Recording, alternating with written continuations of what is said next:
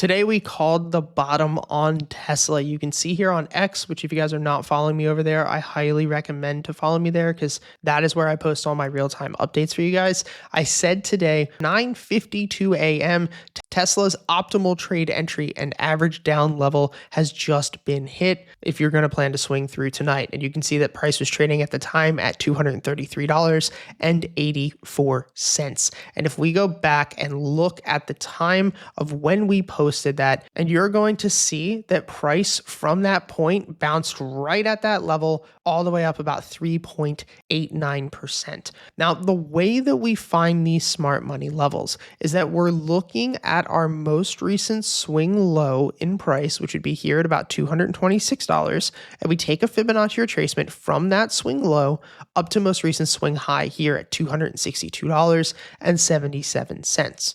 And then from there, our 0.618 golden pocket and 0.786 level is called our institutional buy zone. And this is normally where we'll see a potential bounce, but the area that we really look for, the one that I teach my students to drill into their head, is called the smart money level. And this is the area directly below the institutional buy zone between the 0.786 and the 0.826 Fibonacci.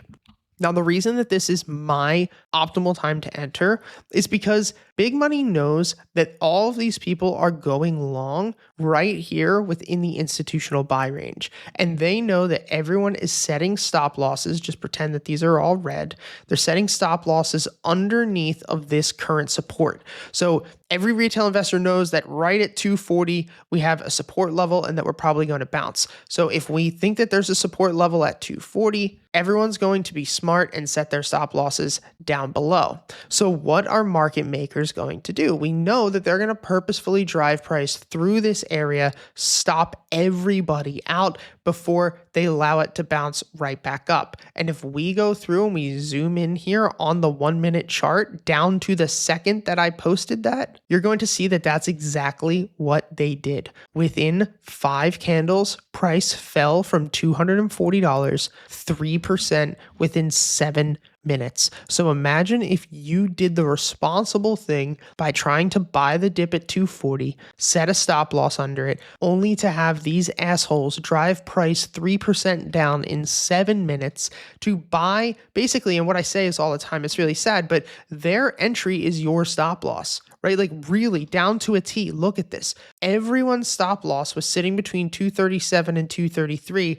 This was everyone getting taken out of the market, and that is their buy zone right there. And so now looking at this 1 hour time frame, you're going to notice not even just the 1 minute, but the 1 hour. Well, look, now Tesla's still holding the trend. So now these people got in at absolute lows at $233. And now if Tesla breaks up to 280 tonight, imagine how much money they will make. And so at the end of the day, you need to know as an institutional investor or even a day trader where these levels are because they sit present throughout the market all over the place.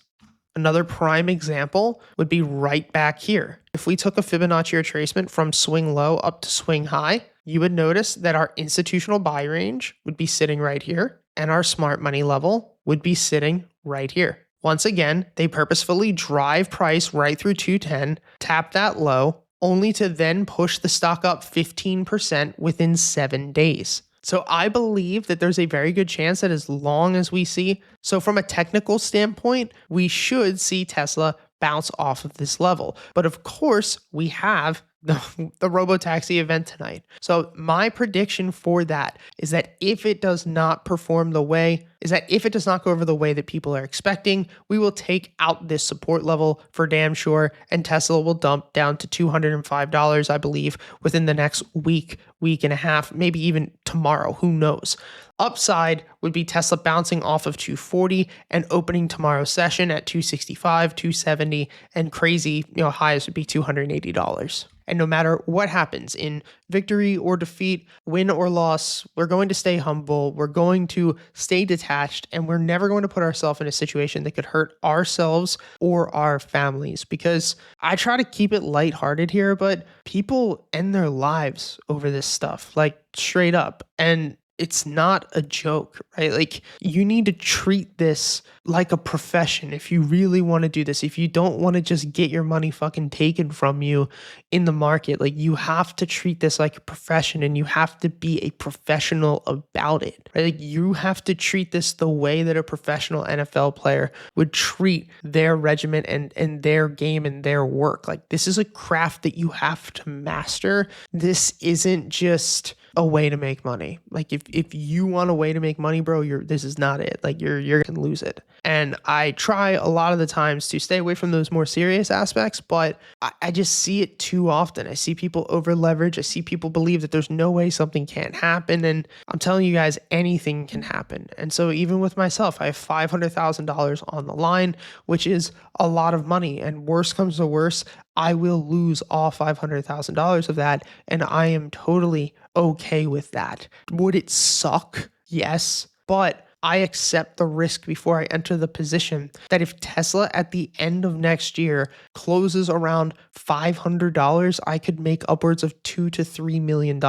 And I'm okay with risking 500 grand to make $2 to $3 million when I believe I have a pretty high conviction rate of this occurring. And so that's how I analyze my risk and look at that from that standpoint. I hope that this video helps, guys. As always, thank you from the bottom of my heart. I'll see you guys tomorrow. If you want to learn more about all of the indicators that you see in this video, as well as the proprietary settings and the step-by-step trading system that I've built, you can take all of our courses completely free with the link in the description.